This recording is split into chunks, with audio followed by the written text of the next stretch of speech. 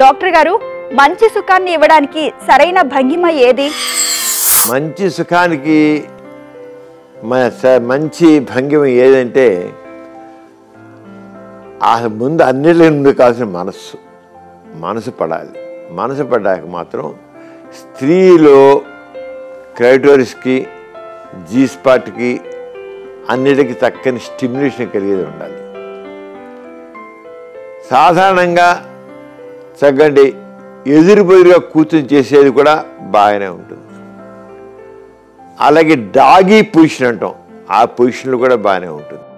స్త్రీ పైకి వచ్చి సెక్స్ చేస్తే ఆమె కూడా ఆమె తనకు కావాల్సిన రీతిలో పురుషాంగానికి తన క్లైటోరిస్ స్టిమ్యులేట్ చేసేట్లు, జీ స్పాట్ రెగ్యులేట్ చేస్తుంటుంది. అంచేత ముఖ్యంగా ఫలానాని ఒక్కటని కాదండి, ఇవాళ ఒక భంగిమలో చాలా చక్కని తృప్తి కలిగిందనేది రేపు ఉండకపోవచ్చు.